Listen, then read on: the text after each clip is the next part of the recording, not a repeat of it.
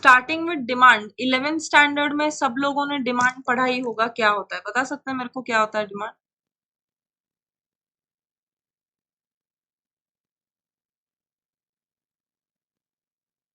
Who can say? Desire and ability to buy a good. Okay, desire, ability and willingness, right? So there will be three things in demand. Desire to purchase that, मतलब आपने quantify कर लिया है कि कौन सी चीज चाहिए मेरे को. Ability is your purchasing power and willingness is to the ability or the willingness to part with your money. पैसा होते हुए भी वो खर्च करने की इच्छा भी होनी चाहिए. तो ये तीनों चीजों का कॉम्बिनेशन मिलके डिमांड क्रिएट होगा. सो अगर तीनों में से कोई एक भी चीज नहीं रहेगी, आपका डिमांड नहीं कहलाया जाएगा. मेरे को डिजायर है, I should buy a vehicle XYZ, I don't have the money for it, but मेरे को विलिंगनेस है पैसा खर्च करने का, तो डिमांड क्रिएट नहीं होगा. ये एकदम सिंपल टाइप के क्वेश्चन है, बट सिंस ये तीनों चीजें इन्वॉल्व रहती है, इसमें भी स्टूडेंट्स के मार्क्स चले जाते हैं. Why they don't pay attention while reading the question. तो तीनों चीजें चाहिए. If I only have the ability, मेरे पास पैसा बहुत है बैंक अकाउंट में, बट अगर डिजायर और विलिंगनेस दोनों नहीं है तो कोई फर्क नहीं पड़ता, डिमांड क्रिएट नहीं होता है. It should crystallize in you buying something from the market. तो goods in exchange of money जब होगा तभी हम उसको डिमांड क्रिएट हुआ ऐसे बोल सकते, राइट? चलो जाते हैं अभी तुम्हारे बुक पे. Again you can find this on your institutes website. जिनके पास फिजिकल बुक है उसमें चैप्टर नंबर 2 रहेगा. ठीक है, चलो आ जाओ यहाँ पे. सबसे पहले डिमांड देखो क्या बोला. The term demand refers to the quantity of a good or service that buyers are willing and able to purchase at various prices during a given period of time. Willing and able, यहाँ पे technically दो ही चीजें बोली जाती है, but there is this third thing also, that is your ability. तीनों चीजें चाहिए. ठीक है, तो देखो यहाँ पे क्या क्या बोला है. Desire means to purchase and willingness to use those means of purchase. So money, desire की कौन सा चीज चाहिए वो मालूम है तुमको, एंड जो पैसा है उसको यूज करने का आपको इच्छा भी चाहिए. So if you are a miser, miser मतलब कौन? चिंगू. तो वो पर्सन को हम डिमांड क्रिएट कर रहे ऐसे नहीं बोलेंगे, because that person is not parting with his और हर मनी. क्लियर है यहाँ तक? हाँ. हाँ. Right, okay. अभी डिटर्मिनेंट्स ऑफ डिमांड, ये भी 11th में तुम लोगों ने किया ही हुआ है, एक बार वापस हम गो थ्रू कर लें. डिटर्मिनेंट्स मतलब what are the factors which affect demand.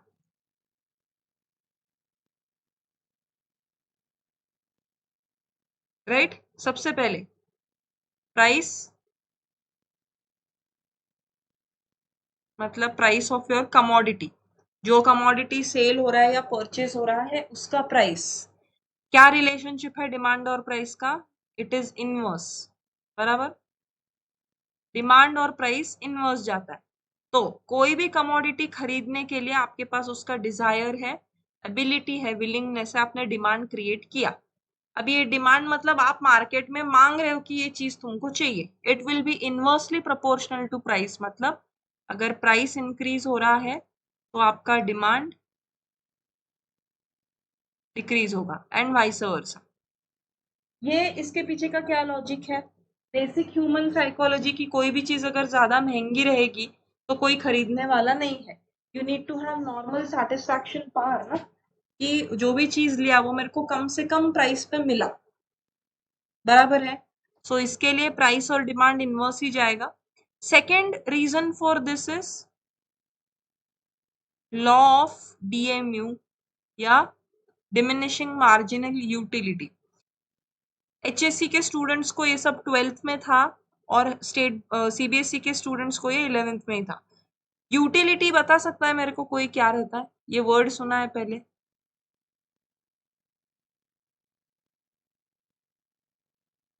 What is utility?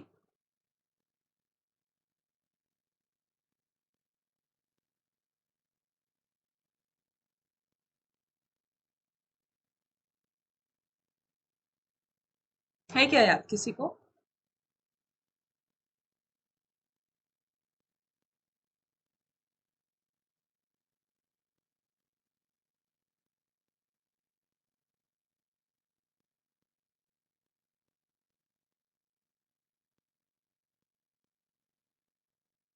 Audio clear है मेरा?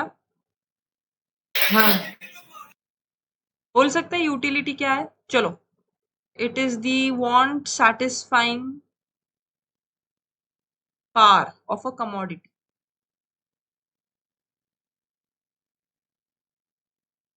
तो एक कमोडिटी लेके आपका वांट सेटिस्फाई हो रहा है या नहीं, this is not the same as use, this is not the same as usefulness. Example लेते हैं इसका अभी। Simple example, if I am thirsty, मेरा थर्स्ट क्वेंच वाटर से भी हो जाएगा, टी से भी हो जाएगा, कोल्ड ड्रिंक से भी हो जाएगा। If I have a preference कि मेरे को कोई एक चीज ही चाहिए, वहां पे आता है मेरा यूटिलिटी। बराबर?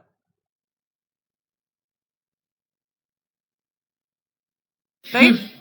सो अगर पानी पी के भी मेरा थर्स्ट क्वेंच हो रहा है, मतलब वो यूज है, मेरा काम हो रहा है उससे, but I am not happy.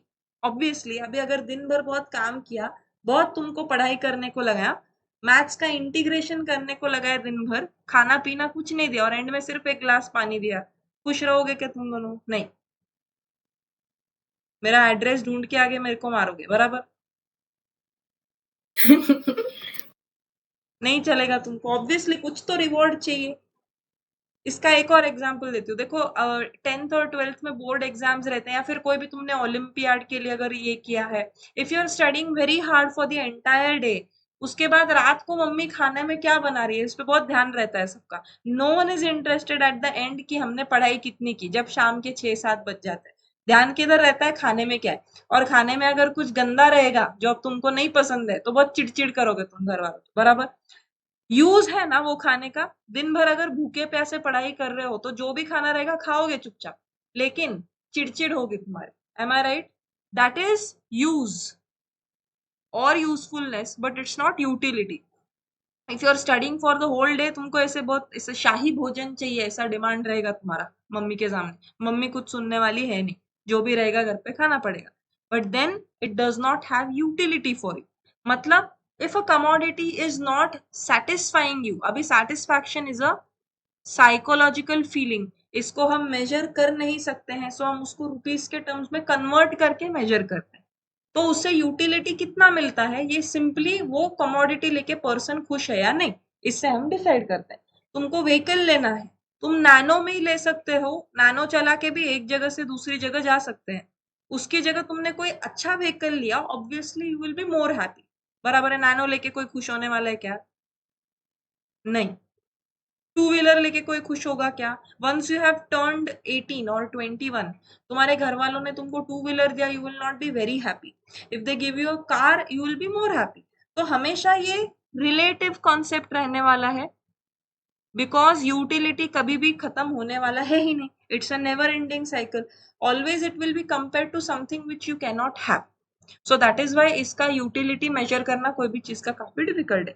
सो जिस चीज का यूटिलिटी ज्यादा, वही चीज हम डिमांड करेंगे। So you always remember that demand is backed by utility.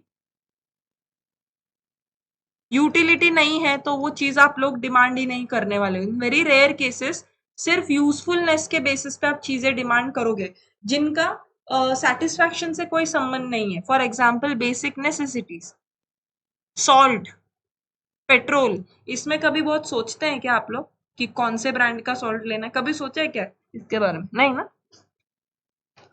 नहीं। नहीं, इतना टाइम नहीं है अपने पास कि सॉल्ट कौन सा। इवन मिल्क हम कभी चेक नहीं करते कि कौन से ब्रांड का मिल्क है। ब्रेड, एग्स, जो भी मिल जाता है बेसिक नेसेसिटी लेके आ जाते हैं। बराबर? तो वहां पे यूटिलिटी का लॉ इतना स्टैंड नहीं करेगा। सो कोई भी चीज जिसका आपके लाइफ में यूटिलिटी है, और any customer, it will be making the base for demand. So I can say the next thing is demand is directly proportional to utility. अगर यूटिलिटी ज्यादा है तो मेरा डिमांड भी ज्यादा रहेगा। यूटिलिटी कम है तो मेरा डिमांड भी कम रहेगा। बराबर? अभी हुआ थोड़ा रिफ्रेश जो यूटिलिटी पहले पढ़ा था? हाँ अनया, हाँ मैम। राइट? अनस क्लियर है?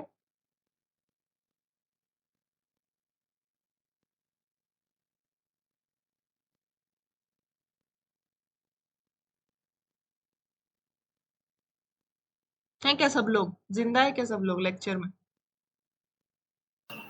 हाँ हाँ हाँ, अनस और रानी तुम दोनों? हाँ अनस तुम ऐसे ही तो नहीं सुन रहे हो लेक्चर? कोई रेस्पॉन्स नहीं आ रहा है तुम्हारे साइड से? नाइस। चलो ठीक है, नेटवर्क इश्यू होगा। Okay, in case network issue आया किसी को, don't worry guys, all lectures are being recorded, so कोई प्रॉब्लम नहीं है। ठीक है? So demand is inversely proportional to price. इसके दो रीजन, एक तो साइकोलॉजिकल फैक्टर है कि ह्यूमंस को बार्गेन करने का पैदाइशी ख्वाब रहता है हर इंसान को कि नहीं, मेरा प्राइस जितना कम होगा उतना मेरा पैसा वसूल। Second is law of DMU, higher the utility higher will be the demand. तो यूटिलिटी नहीं है वो प्रोडक्ट, हम डिमांड ही नहीं करेंगे। सो ये हो गया फर्स्ट फैक्टर, हम फैक्टर्स अफेक्टिंग डिमांड कर रहे हैं। सेकेंड, ये price of the commodity which you are selling था। अभी अगर मेरे को प्राइस ऑफ रिलेटेड कमोडिटीज करना है, रिलेटेड मतलब जो कमोडिटी की बात मैं कर रही हूं उससे रिलेटेड दो टाइप के कमोडिटीज रहते हैं, which are substitutes and compliments.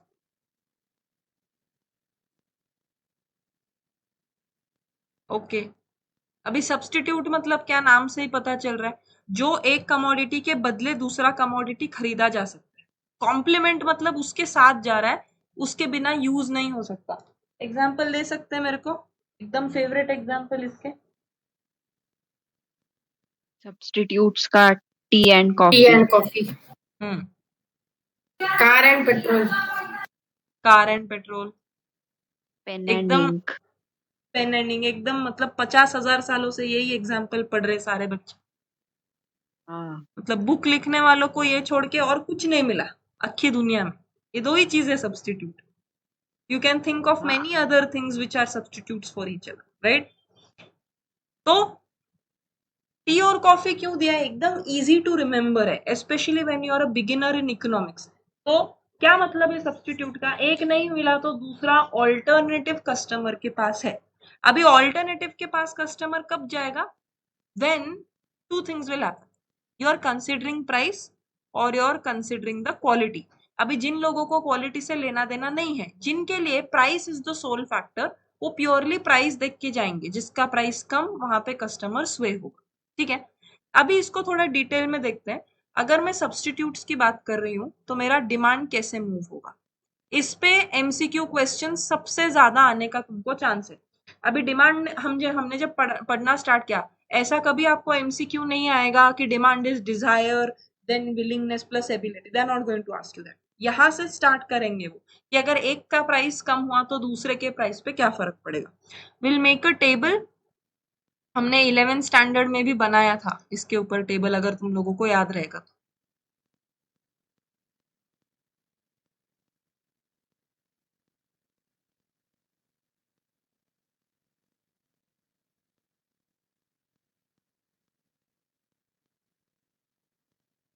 चलो, टी एंड कॉफी, अभी इसको लॉजिकली करना है, टेबल को ध्यान रख।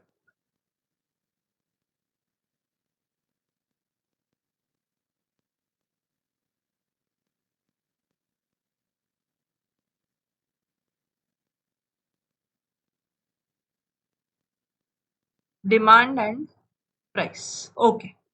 अभी डिमांड और प्राइस इनवर्स जाता है, मेरे को मालूम है। टी से स्टार्ट करते हैं। सपोज अगर टी का प्राइस ज्यादा है मतलब उसका डिमांड कम होगा, बराबर?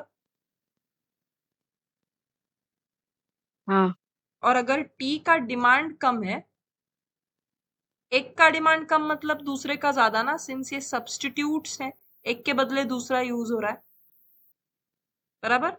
और अगर इसका डिमांड ज्यादा है मतलब इसका प्राइस कम। दूसरे तरीके से भी तुम दे सकते हो, इसके प्राइस और डिमांड ऑपोजिट जाएंगे। So the two rules which you will remember here for substitutes is: first, the price and demand of substitutes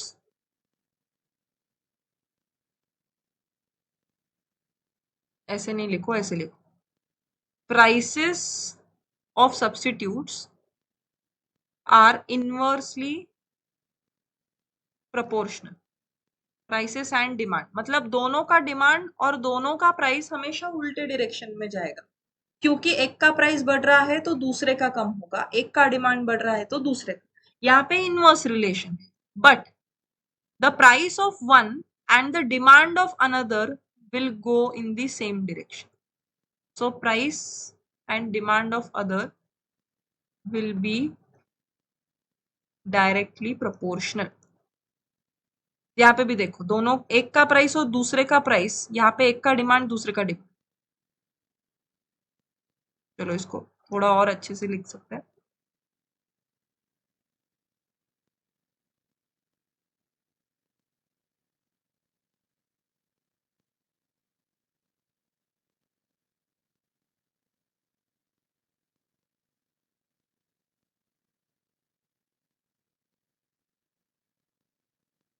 तो अभी मैंने शॉर्ट में लिखा, इसको तुम इजी करने के लिए कैसे लिख सकते हो? मेरा पॉइंट क्या है तुमको बताने का, दोनों का डिमांड ऑपोजिट डायरेक्शन में जाएगा, दोनों का प्राइस ऑपोजिट डायरेक्शन में जाएगा, बट एक का डिमांड दूसरे का price will be in the same direction. समझ में आया? हाँ। राइट। तो तुमको क्वेश्चन ऐसे पूछ सकते हैं कि ऑरेंजेस एंड एप्पल्स अगर सब्स्टिट्यूट्स है तो एक का डिमांड बढ़ा तो दूसरे के प्राइस पे क्या फर्क पड़ेगा? अभी वहां पे टेबल बनाते बैठने का टाइम नहीं रहेगा, तुम better is you try to remember it like this. चलो इन केस अगर याद नहीं भी रहा तो तुम फटाफट वहां पे ऑरेंजेस और इसका ऐसे एरो डायग्राम से इजीली डायग्राम बना के फाइंड आउट कर सकते हैं, वहां पे फिर कंफ्यूज नहीं होना। क्लियर है? हाँ। ओके। इसको ऐसे भी लिख सकते हो तुम लोग, D1 D2 P1 P2, these are going in inverse direction, so you can write down D1 is inversely proportional to D2, P1 is inversely proportional to P2। उल्टा ऐसे भी लिख सकते हो, for the alternate this thing यहाँ पे लिख सकते हो that D1 is directly proportional to P2 and P1 is directly proportional to D2। Clear है? कहीं कोई डाउट? नहीं मैम। ओके। अभी कॉम्प्लीमेंट्स, अभी कॉम्प्लीमेंट्स का फंडा एकदम सिंपल है। सिंस ये सारी चीजें एक साथ वर्क करती हैं, जैसे पेट्रोल और कार, एक के बिना दूसरा चल नहीं सकता ना। अगर पेट्रोल है और गाड़ी नहीं, क्या करना है पेट्रोल लेकर? कुछ नहीं। कार है उसमें पेट्रोल ही नहीं डालने को, क्या करना है सिर्फ गाड़ी लेके? Useless. So it's not working without the other. So obviously इनका एक साथ जाएगा डिमांड और प्राइस। सो अगर पेट्रोल का डिमांड बढ़ रहा है, कार का भी बढ़ेगा, इसका प्राइस कम हो रहा है मतलब, तो इसका भी कम होगा। सो इसमें अभी मैं क्या लिख सकती हूँ, मेरे को अगर प्राइसेस और डिमांड का लिखना है तो इसमें सब्स्टिट्यूट्स का उल्टा है। तो इसमें D1 is directly proportional to D2, P1 is directly proportional to P2, और ये जो है ये उल्टा जा रहा है। So D1 is inversely proportional to P2 and P1 is inversely proportional to D2। ये उल्टा जाएगा। ये इक्वेशन याद रखो ताकि एग्जाम में लिखने के लिए इजी जाएगा। तुम लोगों के पास अभी सामने नोटबुक वगैरह है, ये फटाफट प्लीज डायग्राम्स ड्रॉ करो।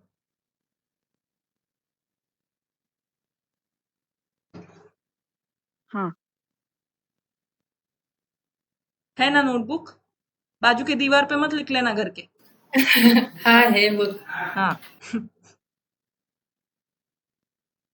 ये हो जाएगा, बोलो मैं स्क्रॉल करती हूँ।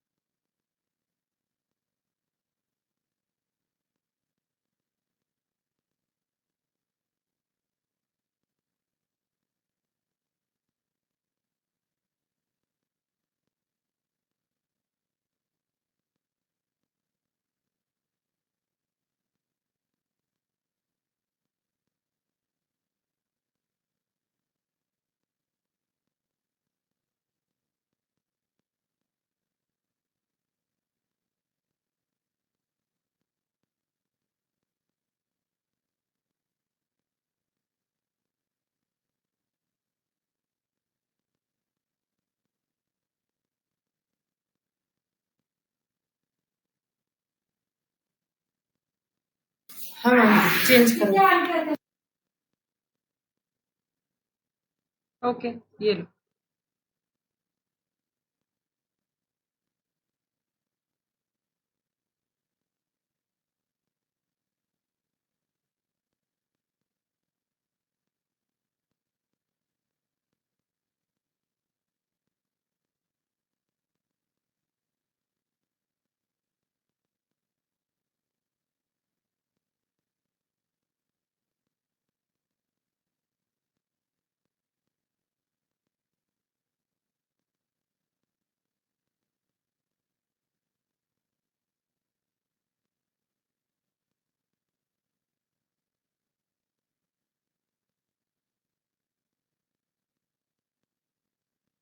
हाँ मैम, हुआ।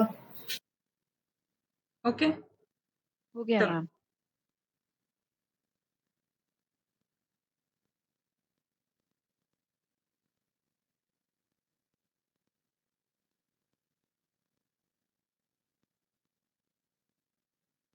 ओके, तो सेकंड फैक्टर अपना हो गया अभी price of the commodity, price of related commodities, right. आ जाते हैं अभी बुक पे तुम्हारे। See price of commodity, goods own price is key detriment of its demand, ceteris paribus other things being equal। ये ceteris paribus सुना है, इससे पहले क्या होता है?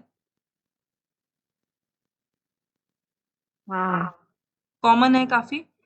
मतलब this is keeping other things constant. कौन सी चीजें कांस्टेंट रहेंगी? मतलब consumers preferences, climate, nature of goods, बाकी के इकोनॉमिक कंडीशंस, एनवायरमेंटल कंडीशंस, ये सब स्टेबल पकड़ के हम गए तो फिर डिमांड प्राइस इनवर्स ऐसा बोल सकते हैं। So if there is a situation like अभी जैसे कोविड का पैंडेमिक हुआ है, राइट, इस केस में अगर प्राइसेस बहुत ज्यादा बढ़ भी गए कोई नेसेसिटीज का, अभी तुम लोगों को मैंने बताया है कि डिमांड का लॉ नेसेसिटीज को अप्लाई इतना नहीं करता है, काफी एक्सेप्शन उसमें देखने को मिलते हैं अपने को, बराबर। But in the pandemic maximum लोगों का प्रेफरेंस प्राइस पे नहीं रहेगा बट ईज पे रहेगा। बहुत सारे लोग अगर कोई चीज महंगी भी हो गई, which has happened in the pandemic, still people are buying. तो यहाँ पे हमें डिमांड प्राइस का इनवर्स रिलेशनशिप देखने को नहीं मिल रहा है। Why? Because other things are not constant. So for any law to be there, constancy of other factors is important, right. तो ये वैक्यूम में ऑपरेट करने वाला नहीं है। This is just an assumption कि बाकी चीजें कुछ चेंज नहीं हुई। अगर वॉर हो गया तो ऑब्वियसली प्राइसेस की तो वाट ही लगने वाली है, तो इट विल चेंज, तो वहां पे अप्लाई नहीं करेगा, right. It implies that a rise in price of commodity will bring about a fall in the quantity purchased, demand or price inverse relationship. Now, price of related goods, complementary और substitute, ये अभी अपन ने किया, तुम्हारे book में यही दो examples है, tea, coffee and petrol and vehicle. Next, disposable income of the consumer. अभी इनकम का डिमांड के साथ कैसा रिलेशन जाएगा? Direct. Income will be directly related और प्रोपोर्शनल टू द डिमांड। क्यों? डिमांड इनकम पे डिपेंड करता है क्योंकि that is your purchasing power, which is your second thing in the definition of demand, which is ability to pay. तो जितना purchasing power है तुम्हारे पास उतना डिमांड बढ़ सकता है, सिंपल। ज्यादा इनकम रहेगा तो ज्यादा डिमांड भी क्रिएट कर सकते हो, right? The purchasing power of a buyer is determined by the level of his disposable income. Disposable income मतलब सारे टैक्सेस और एक्सपेंसेस माइनस करने के बाद जो पैसा उसके बाद बच रहा है, डिस्पोज करने लायक जो पैसा बचा है वो। Other things being equal, the demand for a commodity depends upon the disposable income of potential purchasers. In general, increase in disposable income tends to increase the demand for particular types of goods and services. अभी इसमें जो मैंने बोला income बढ़ा तो demand भी बढ़ेगा। Is it applicable for all goods? इस पे हम डिस्कस करते हैं अभी। मतलब मेरा परचेजिंग पावर अगर 50% से बढ़ा है, अभी मेरा सैलरी अगर 50,000 एंड मेरा सैलरी 1 लाख हो गया, तो क्या हर एक चीज का डिमांड बढ़ेगा क्या मेरे बजट में? नहीं। नहीं। चलो एक लिस्ट बनाते हैं, क्या क्या खरीदते हैं हम, क्या क्या खरीदते हैं हम घर का जब सामान लेते हैं तो? सॉल्ट, आटा, दाल, spices, sugar, oil, tea, milk, vegetables, और अगर कुछ जंक फूड रहेगा तो चिप्स वगैरह, राइट। अभी इसमें कौन कौन सी चीजें नेसेसरी है जिसके बिना हम नहीं रह सकते? काफी सारी इसमें नेसेसिटीज है, बराबर। चलो और 3-4 चीजें ऐड करते हैं। Clothes, petrol, appliances, okay.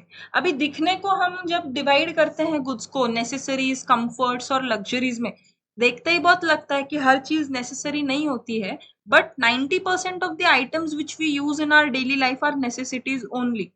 इसमें देखो मैक्सिमम चीजें नेसेसिटीज ही हैं, बराबर। हम रोज जाके अननेसेसरी चीजें नहीं खरीदते हैं, हमारा बजट अगर ज्यादा होगा तो भी।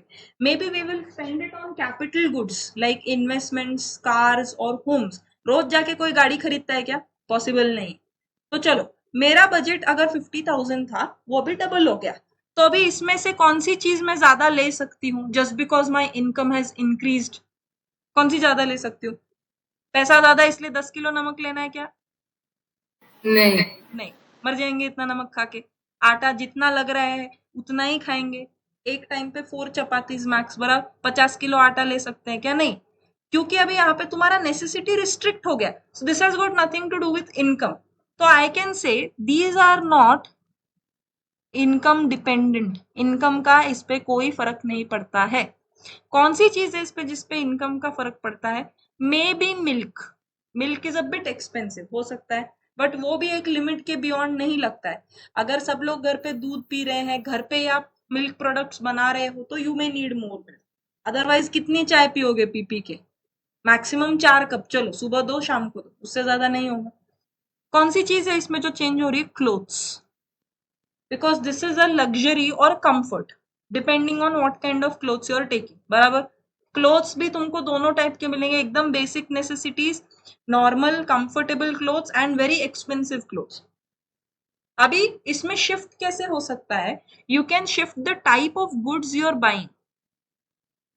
तो अगर पैसा कम था तब तुम सिर्फ नेसेसरीज ले रहे थे, ऑब्वियसली इनकम बढ़ेगा तो नेसेसरीज ज्यादा नहीं लोगे, you will substitute the necessaries for comforts and luxuries. Clear है? हाँ। बराबर ना? पैसा ज्यादा है इसीलिए जो चीज ऑलरेडी है वही लेने में कोई पॉइंट है क्या? नहीं। तो जो ज्यादा महंगी चीज है जो तुम्हारे बजट के बाहर थी, वो लेने में ज्यादा पॉइंट है। So cloth, even petrol is a necessity guys.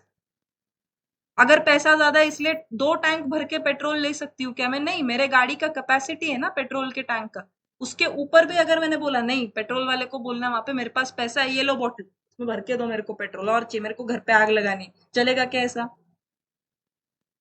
नहीं। नहीं चलेगा, बराबर। भले ही तुमको घर पे बैठ के वैसी इच्छा हो रही है अभी पैंडेमिक में कि पेट्रोल लेके घर वालों को आग लगा के जला दे, ऐसा मत सोचो, दुष्ट बच्चे, समझा क्या?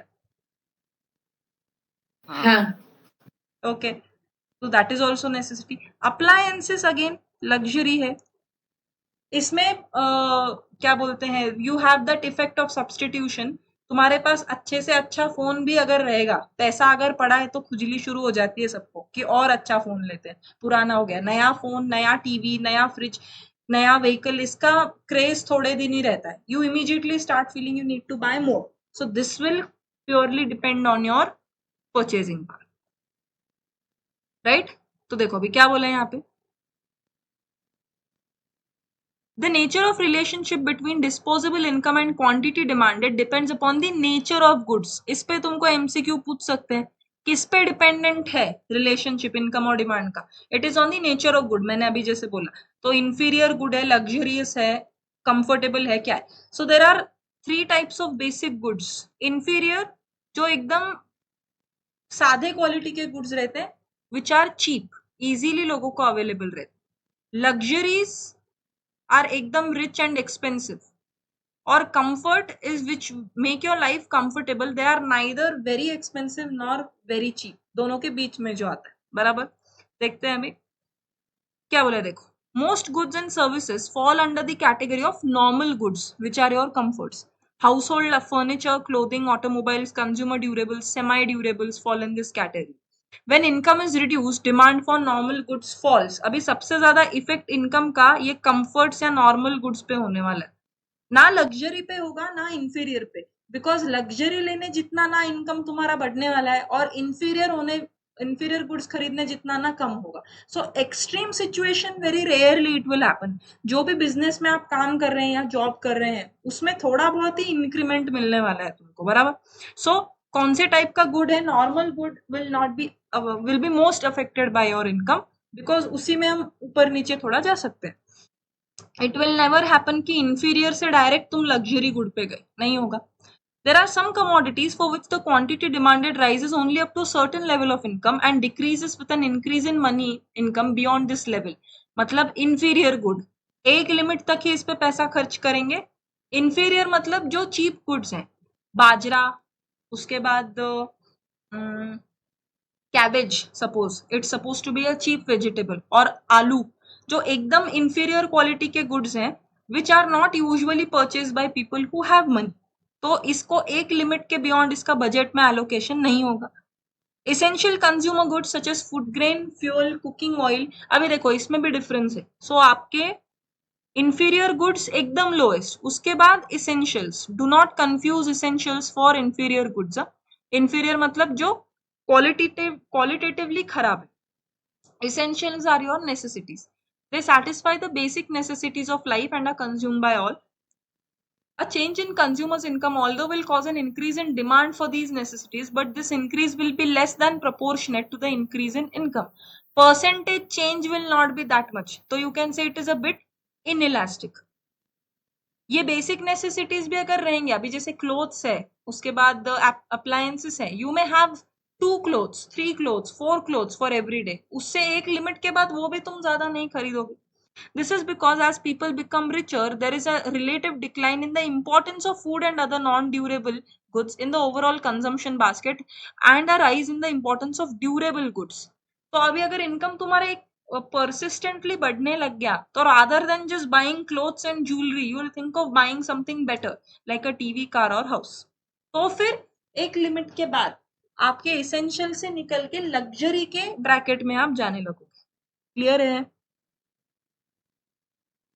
हाँ. हाँ. राइट.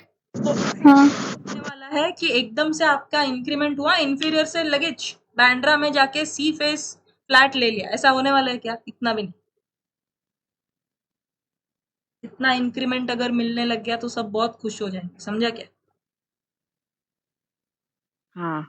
हाँ. राइट. नेक्स्ट है अभी taste and preference of buyer. This is quite self explanatory. अभी टेस्ट और प्रेफरेंस हम जब लॉ पढ़ते हैं तो कांस्टेंट पकड़ के जाना है. If it keeps on changing every day तो आप उसको स्टडी नहीं कर पाओगे ना. अगर हर दिन कोई बोले मेरा टेस्ट आज ये है, आज वो है, you can not study it over a period of time. तो पकड़ के तो जाना है कि कांस्टेंट रहेगा for studying law. But assume कर रहे हैं अगर आप टेस्ट और प्रेफरेंस चेंज नहीं हो रहा है, this also has to be realistic for a certain period of time. आप ऐसा नहीं बोल सकते कि 100 साल तक एक ही टेस्ट प्रेफरेंस रहेगा. सो फैशन या आपका करंट मार्केट में क्या ट्रेंड चालू है, प्रेफरेंसेस क्या है, टेस्ट क्या है, इन सबसे आपका डिमांड चेंज होगा. एक कंज्यूमर को अगर एक चीज पसंद है, यहाँ पे यूटिलिटी का भी आएगा वापस संबंध, या प्रेफरेंस किसी का किसी एक चीज के लिए है ना. Preference can also depend on the trend. Market में क्या ट्रेंड है उसके हिसाब से ही आपके प्रेफरेंस डिसाइड होंगे मोस्टली. कुछ लोग रहेंगे जो मार्केट ट्रेंड के अलावा भी अपने उनके कुछ पर्सनल डिसीजंस रहते हैं, what kind of clothes they want to buy, what kind of vehicles they want to buy. तो उसमें वापस लॉ ऑफ डिमांड स्टैंड कुछ केसेस में होगा, कुछ केसेस में नहीं होगा, बिकॉज यहाँ पे प्योरली कंज्यूमर डिसाइड कर रहा है. यहाँ पे पैसे का कुछ संबंध नहीं. उसको कोई चीज पसंद है या नहीं पसंद है, उसके हिसाब से डिमांड कम ज्यादा हो सकता है. राइट. क्लियर है यहाँ तक? कोई डाउट? नहीं मैम. ओके. चलो आज के लिए यहाँ पे रुक जाएंगे. अभी इसमें कुछ नए कंसेप्ट्स रहेंगे टेस्ट और प्रेफरेंस में, इसको कर लेते हैं. हाँ.